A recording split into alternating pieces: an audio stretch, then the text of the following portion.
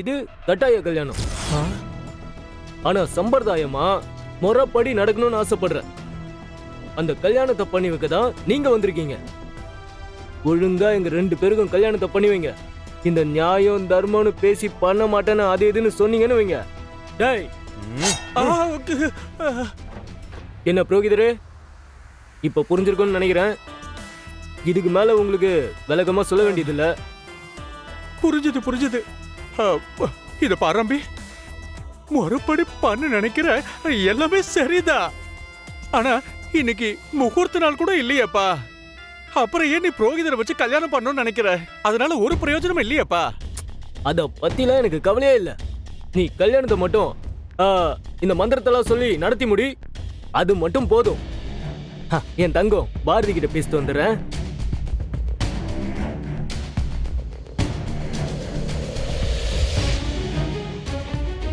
துரை, இப்ப கூட ஒண்ணு கெட்டு போயிடல. ஓ நல்லதுக்கு தான் நான் சொல்றேன். மரியாதையா என்ன விட்டுரு, இல்லனா நீ அதுக்காக ரொம்ப வருத்தப்படுவேன். ஓ பாரதி, நீ ரொம்ப மோசம். இப்படியே பேசி பேசி போர் அடிக்காத. நான் தான் நம்ம 2 பேருக்கும் கல்யாணம் சொல்லிட்டேன்ல.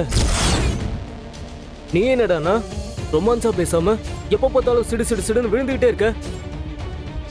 உனக்கு ஒரு விஷயம் சொல்லிட்டா, உன் புருஷன் அதான் அந்த ஆதி வேஸ்ட். அவன் உன்னை வேணான்னு சொல்லி உன் சம்பந்தப்பட்ட எல்லா ஞாபகத்தையும் அழிச்சிட்டு எங்கேயோ போய் 5 வருஷம் இருந்துட்டு வந்துட்டு தோ இப்ப அந்த மித்ராவை கல்யாணம் பண்ணிக்கணும்னு நிக்கிறான். உன் புருஷன் தலைக்கு மேல கத்தி தொங்கிட்டு இருக்குன்னு தெரிஞ்சும் உன்கிட்ட இருக்க திமிரு மட்டும் கொஞ்சம் கூட குறையவே மாட்டேங்குதுல்ல. நீ இப்படி பண்ணதான் உன்னை அடக்கி அனுபவிக்கணும்னு எனக்கு வெறிய வருது. உன் திமிர எப்படி அடக்குறேன்னு பாக்குறியா? டேய் தம்பி, என்ன காரியம் பண்ணிட்டு இருக்கேள்? இதெல்லாம் பாவம் இல்லையாப்பா? யோ புரோகிதரே, இதெல்லாம் அப்படிதான். கொஞ்ச நேரம் பொத்திக்கிட்டு இரு.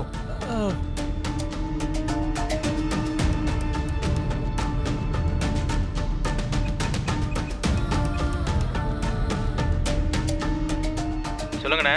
டேய், நீ அங்கிருந்து கிளம்பு. நான் மதுரவாயில இருக்க நம்ம முரளி கிட்ட சொல்லி ஆதிக்கு ஃபோன் பண்ண சொல்லு. சரிங்கண்ணே. அவனை மதுரவாயிலுக்கு வர வச்சிருங்க. அங்க இருக்கிற நம்ம பசங்க எல்லாத்தையும் ரெடியா இருக்க சொல்லு. ஓகேண்ணே. ஆதி வந்ததும் அவன்கிட்ட இருக்கிற ஆதாரத்தை வாங்கிட்டு அவனை அங்கேயே போட்டு தள்ளுங்க. சரிங்கண்ணே. வேண்டாம். என்ன பாரதி, ஆதிய மேல அனுப்பிடலாமா? சொல்லு பாரதி. வேணாம் ப்ளீஸ், வேணாம் வேணாம். அந்த பயம் இருக்கட்டும். டேய், அவன்கிட்ட இருந்து வீடியோ, என் போனு ரெண்டையுமே வாங்கிட்டு அவனை போட்டு தரலாமா வேணாமான்னு நான் அப்புறமா சொல்றேன். சரிண்ணே. என்ன புரோகிதரே, இந்த இடம் ஓகே தானே? எல்லாம் ஓகே தான். ஆனா சம்பிரதாயப்படி பண்ணணும்னா அதுக்கு ஹோமகுண்டம் வேணுமே. அவ்வளவுதானே. வெயிட் பண்ணு, இப்பவே ஏற்பாடு பண்ண சொல்றேன். Don't worry புரோகிதரே. டேய் பசங்களா, புரோகிதர் என்ன கேக்குறாரோ அதை உடனே ரெடி பண்ணி கொடுங்க. அண்ணன் போயிட்டு மாப்பிள்ளைய ரெடி ஆயிட்டு வந்துடுறேன். ஃபர்ஸ்ட் பூந்தமல்லி வர சொல்லிட்டு இப்போ மதுரவாயில் வர சொல்றான். அவன் பேசுறது சஸ்பீஷியஸா இருக்கு. ஒருவேளை நம்ம அவனை ட்ரேஸ் பண்ணிட்டு இருக்கோங்கிறத கண்டுபிடிச்சிட்டானோ? இல்ல சர்வேஷ், அது தெரிஞ்சிருந்தா அவன் வேற மாதிரி பேசியிருப்பான். அவன் கண்டிப்பா என்கிட்ட சண்டை போட்டு போனையும் கட் பண்ணியிருப்பான். என்னை காண்டாக்டே பண்ண ட்ரை பண்ணியிருக்க மாட்டான். இதுல வேற ஏதோ ஒன்று இருக்கு. அவன் பேசுனதை வச்சு பார்த்தா என்னை சுத்தல விடுறதுக்கு பிளான் பண்ண மாதிரியே இருக்கு. இப்போ அவன் சொன்ன மாதிரி மதுரவாயில் போனா கூட என்ன அவன் வந்து மீட் பண்ண மாட்டான். மறுபடியும் வேற ஒரு இடத்துக்கு என்ன வர சொல்லுவான். இதெல்லாம் வச்சு பார்த்தா எனக்கு என்னமோ அவன் வீணா நேரத்தை கடத்துற மாதிரியே இருக்கு. இப்ப என்ன பண்ணலாம் ஆதி? பாரதியை கண்டுபிடிக்க நம்ம வேற வழியை தான் கண்டுபிடிக்கணும். இப்ப மதுரவாயில் போக வேணாம்னு சொல்றியா ஆதி? இல்ல சர்வேஷ், இப்ப என்னோட கார்ல நீ மதுரவாயில் போ. அவன் எப்படியும் வேற ஒரு இடத்துக்கு தான் வர சொல்லுவான். அப்ப பாரதியை தேடி நான் போறேன். பாரதி எங்க இருக்காங்கன்னே தெரியாது. அப்புறம் எப்படி ஆதி பாரதியை கண்டுபிடிக்க முடியும்? பாரதி வீட்ல இருந்து எதுக்காகவோ வெளியே போன டைம்ல தான் அவங்கள கிட்னாப் பண்ணியிருக்காங்க. இப்போ பாரதி எங்கே போனாங்கன்னு விசாரிச்சா அவங்க எங்கே போனாங்கன்னு ஏதாவது ஒரு க்ளூ கிடைக்கும். நான் அவங்களுக்கு ஃபோன் பண்ணுறேன். ம். என்னடா வந்துட்டானா? அண்ணே அவன் சாதாரண ஆள் மாதிரி தெரியலண்ணே. பாரதி கிட்ட உடனே பேசணுமா? அப்படி இல்லைண்ணா எதை பற்றியும் கவலைப்படாம அவன் போலீஸ் ஸ்டேஷன் போயிடுவான்னு சொல்கிறாண்ணே.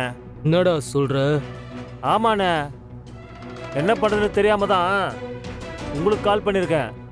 சரி, அவனுக்கு கான்ஃபரன்ஸ் போடு. சரிண்ணே. என்ன ஆதி, பாரதியோட குரலை கேட்டே ஆகணும்னு அடம் பிடிக்கிறதா என் ஆள் சொன்னா? அப்படியா? டேய், பாரதி எங்கடா? ஏன் ஆதி ரொம்ப துள்ற? பாரதி வேணுமா வேணாமா? தோர விளையாடிட்டு இருக்கியா? பாரதி எங்கடா? கோவப்படாத ஆதி. ஓவர் டென்ஷன் ஆகுறது உடம்புக்கு ஒத்துக்காது. உனக்கு என்ன இப்ப பாரதி பேசணும் அவ்வளவுதானே? பேசுறா, லைன்ல இரு. என்னது மந்திரம் சொல்ற சத்தம் கேக்குது?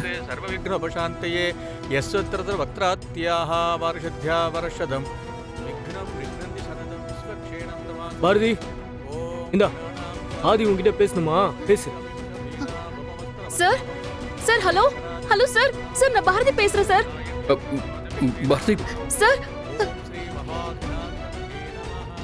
நீ பேசின வரைக்கும் போதும். டேய், பாரதியோட குரலை கேட்கணும்னு ரொம்ப ஆர்வமா இருந்தியே, கேட்டுச்சா?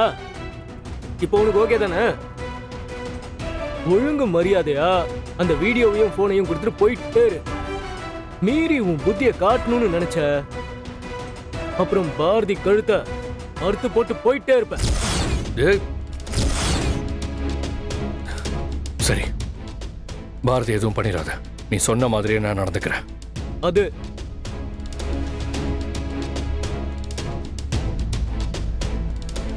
பாரதி செல்லும் எனக்கு கோஆபரேட் பண்ணினா அவ அங்க உயிரோட இருப்பான். பாரதி எங்க? உள்ளதா மேடம் இருக்கா. கல்யாணத்துக்கான ஏற்பாடுலாம் நடந்துகிட்டு இருக்கு. நீங்க வாங்க மேடம், நம்ம உள்ள போவோம். எங்க பாரு தோர, பாரதிக்கு நாங்க இங்க வந்திருக்கிற விஷயம் எக்காரணத்தை கொண்டு தெரியக்கூடாது. அவ எங்களை பாத்திரவே கூடாது. ஏன்னா பாரதி ஆதிக்கிட்ட எப்படியாவது இந்த விஷயத்த சொல்லிடுமா. மேடம், இந்த விஷயத்தெல்லாம் நான் முதல்ல யோசிச்சுட்டேன் மேடம். உங்களுக்குலாம் அந்த கவலையே வேணாம். வரீங்க, என் கல்யாணத்தை பாக்குறீங்க, ஆனா பாரதி உங்களை பார்க்க முடியாது. நீங்க வந்த விஷயமே அவளுக்கு தெரிய போறது இல்ல. வாங்க மேடம், உள்ள வாங்க. வாங்க சார். என்ன தோற, நான் கூட உன்னை என்னமோன்னு நினைச்சேன். உன் திட்டமெல்லாம் பயங்கரமா இருக்கும் போல் இருக்க. அப்படிலாம் இல்ல சார், ஏதோ எனக்கு தெரிஞ்சதை பண்றேன். அது உங்களை சந்தோஷப்படுத்தினா சரிதான் சார். வாங்க சார், போலாம். வா. வாங்க மேடம்.